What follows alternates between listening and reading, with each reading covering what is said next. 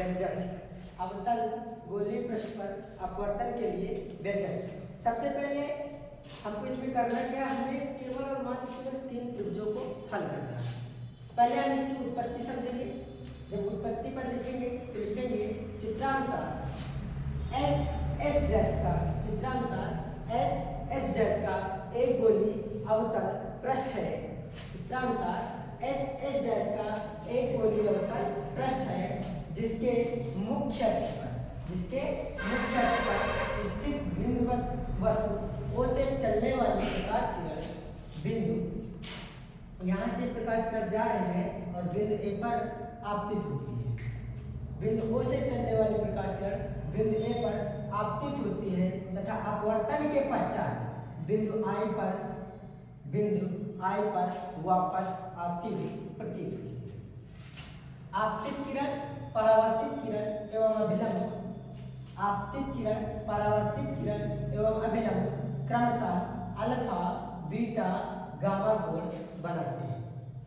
तो अब हमें कुछ नहीं करना। सबसे पहले हम यहाँ पर एक त्रिभुज को सॉल्व करेंगे। तो इस त्रिभुज को सॉल्व करने के लिए हम O से लेंगे OAC। अगर हम त्रिभुज OAC लेंगे, OAC, तो यहाँ पर ये जो हमारा बहिष्कोण बन रहा है अल्फा और ये आंतरिक कोण अल्फा और ये हमारा गामा, और यहाँ पर ये हमारा आपतित किरण और अभिलंब के साथ, आपतित किरण और अभिलंब के साथ बना आपतन कोण I और परावर्तित किरण और अभिलंब के साथ बना परावर्तन कोण R। तो आपतित किरण और अभिलंब के साथ बन रहा हमारा आपतन कोण I। तो बहिष्कोण क्या होता है?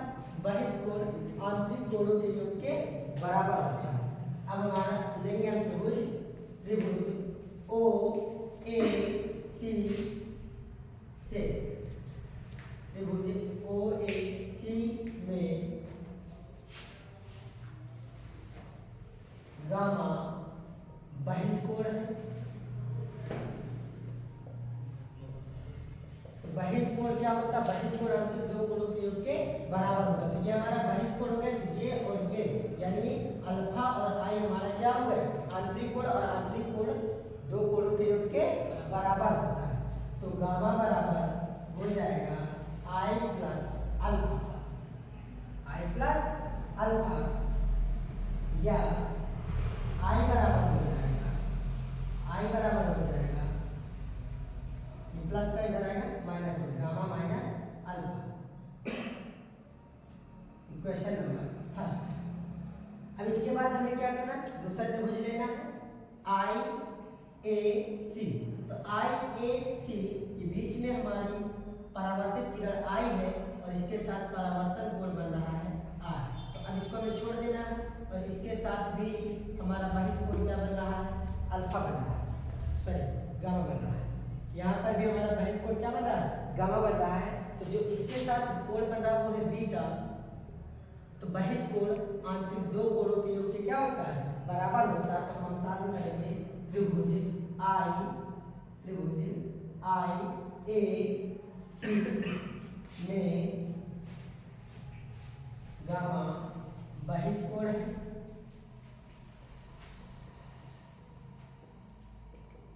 बहिष्कोण आंतरिक दो कोणों के योग के क्या होता है? बराबर होता है। तो गामा बराबर क्या हो जाएगा? गामा बराबर हो जाएगा बीटा प्लस R। अब R का मान हमें निकालना है। R बराबर प्लस का बीटा इधर आएगा माइनस में, gamma minus beta. Second number 2। इसके बाद हम इसमें लगा देंगे स्नेल का नियम। तो स्नेल के नियम से, स्नेल के नियम से, स्नेल का नियम क्या होता है? n बराबर साइन I बटे साइन R। आपतन कोण की ज्या साइन I तथा परावर्तन कोण की ज्या साइन R का अनुपात एक नियतांक होता है। और इसके बाद हम यहाँ पर देखेंगे तो I तथा R हमारे अति सूक्ष्म कोण है। I तथा R अति सूक्ष्म कोण है। तो साइन आई बराबर हो जाएगा आई और साइन आर बराबर हो जाएगा आर। अब इसको स्नेल के नियम में अप्लाई कराएंगे तो हो जाएगा एन बराबर आई अपॉन आर। क्यों?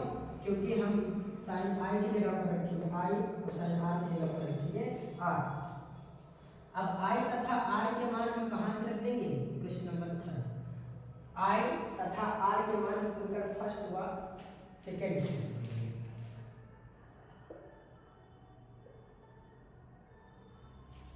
समीकरण 1 व 2 से आई तथा आर के मान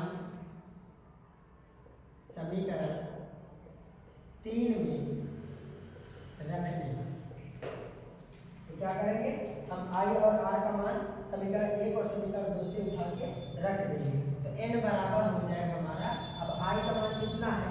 गामा माइनस अल्फा, तो आई की जगह रख देंगे गामा माइनस अल्फा बटे आर, तो आर का मान है गामा माइनस बीटा अब इसका इधर क्या करा देंगे? गुणा करा देंगे, ये इधर से गुणा करेंगे तो n gamma minus n beta बराबर गामा माइनस अल्फा।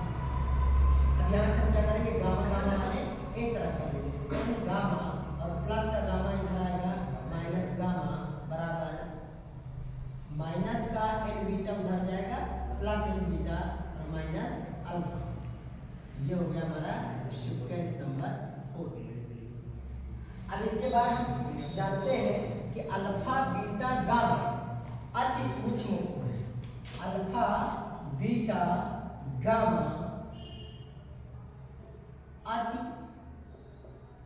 छोटे कोण है।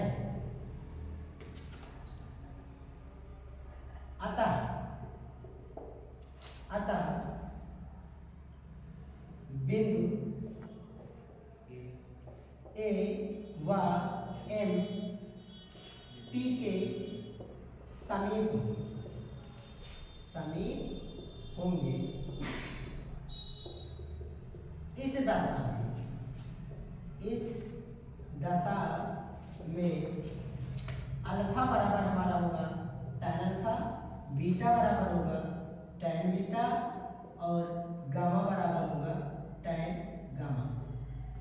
आप जानते हैं tan थीटा बराबर क्या होता है? लंब बटे आधार। tan थीटा बराबर होता है लंब बटे आधार, लंब बटे आधार। अब सभी दूरियां हम कहां से लेंगे? बिंदु ए व एम पी के नजदीक होंगे तो हम सभी को कहां से लेंगे? बिंदु एम से ले लेंगे। अब एम से लेंगे तो लंब बटे आधार, यानी लंब ये हमारा हो गया एच और tan अल्फा यानी ये वाले एंगल से चलेंगे तो इस वाले एंगल से जो हमारी बिंदु ओ से पी तक की दूरी ये हमारा आधार हो गया और ये हमारा लंब हो गया। तो लंब हमारा हो गया एच और आधार हमारा हो जाएगा यू, एच अपान यू। और इनको प्लस में लेंगे, क्यों?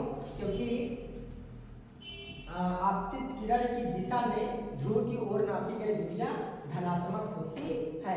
और दूसरा हमारा tan बीटा, तो बीटा हमारा ये यहाँ से है और ये वाली हमारी क्या है? v है आधार, और इसमें भी लंब हमारा h है, h अपान और आधार हमारा v है, तो आधार हमारा v। तीसरा हमारा गामा, तो गामा से लेंगे तो ये वाला एंगल है हमारा गामा वाला, तो इसमें भी लंब हमारा h है जबकि आधार हमारा कितना है? r है, तो ये हो जाएगा h अपान r। अब अल्फा बीटा और गामा, अल्फा बीटा गामा के मानों को हम समीकरण नंबर 4 में रखेंगे। तो n अल्फा का मान हमारा क्या है? n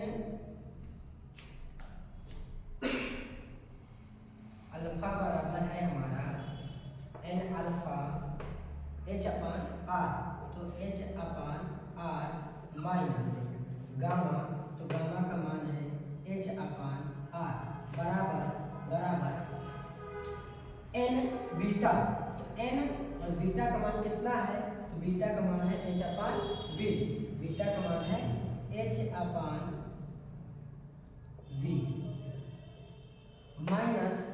माइनस अल्फा, तो अल्फा का मान है h/r।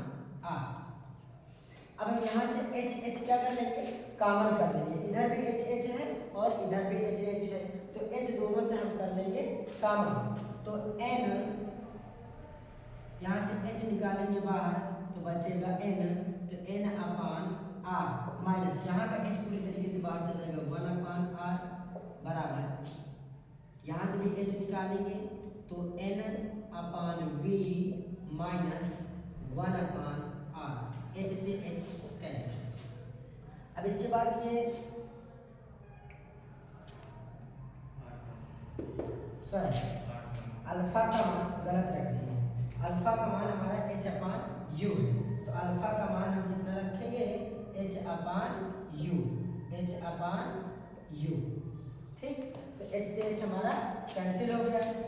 अब इसके बाद हर हमारे बराबर है, हर है कॉमन तो r कर लेंगे कॉमन, n माइनस 1/r बराबर n/v माइनस 1/u, या इसको हम कैसे लिख सकते हैं, n/v इधर कर दें, n/v माइनस 1/u बराबर n माइनस 1/r।